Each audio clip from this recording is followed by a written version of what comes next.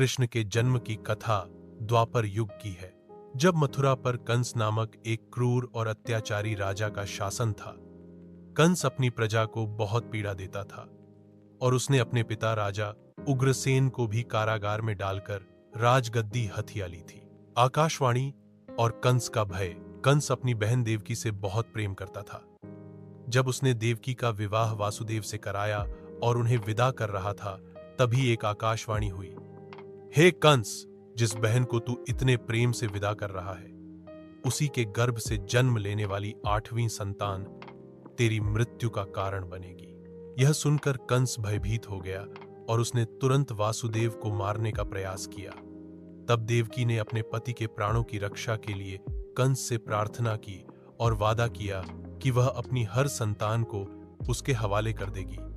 क्रूर कंस ने उनकी बात मान ली, लेकिन उसने देवकी और वासुदेव दोनों को कारागार में डाल दिया। देवकी की संतानों का वध। कंस ने देवकी की एक एक करके 7 संतानों को जन्म लेते ही निर्दयता से मार डाला। 7वीं संतान के रूप में जब शेषनाग के अवतार बलराम देवकी के गर्भ में आए, तो योगमाया ने उन्हें वासुदेव की पत्नी रोहिणी के गर्भ में स्थानांतरित कर दिया।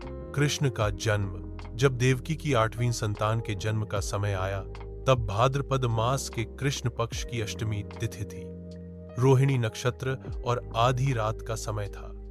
उसी समय मथुरा के कारागार में स्वयं भगवान विष्णु ने श्री कृष्ण के रूप में देवकी के गर्भ से जन्म लिया। जैसे ही कृष्ण का जन्म हुआ, पूरा कारागार एक दिव्य प्रकाश से जगमगा उठा। कारागार से गोकुल तक भगवान विष्णु ने वासुदेव और देवकी को दर्शन दिए और उनसे कहा कि वे बालक को गोकुल में अपने मित्र नंद बाबा के घर पहुंचा दें और वहां से जन्मी उनकी पुत्री को यहां ले आएं। भगवान के आदेशानुसार वासुदेव ने उस नवजात शिशु को एक टोकरी में रखकर सिर पर उठा लिया। जैसे ही उन्होंने ऐसा किया, कारागार के दरवाजे अपने आप खुल गए और सैनिक गहरी नींद में सो गए। रात भर मूसलाधार बारिश हो रही थी, लेकिन भगवान की माया से यमुना नदी ने भी वासुदेव को रास्ता दिया। शेषनाग ने अपने फन फैलाकर बालक पर वर्षा की बूंदें नहीं पड़ने दी।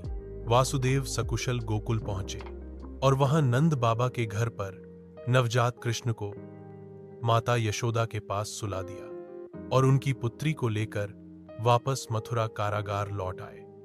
जैसे ही वह कारागार में पहुंचे, दरवाजे फिर से बंद हो गए। कंस का अंत। जब कंस को 8वीं संतान के जन्म की खबर मिली, तो वह तुरंत कारागार आया। उसने बच्ची को छीनकर उसे पटकने का प्रयास किया, लेकिन वह बच्ची उसके हाथों से निकलकर आकाश में चली गई। वह योगमाया थी, जिसने कंस से कहा, हे मूर्ख, मुझे मारने से कुछ नहीं होगा। तुझे मारने वाला तो कहीं और जन्म ले चुका है। इस तरह श्री कृष्ण का जन्म हुआ और उनका लालन पालन नंद और यशोदा के घर हुआ, जहां उन्होंने अपनी बाल लीलाओं से सबको मोहित किया।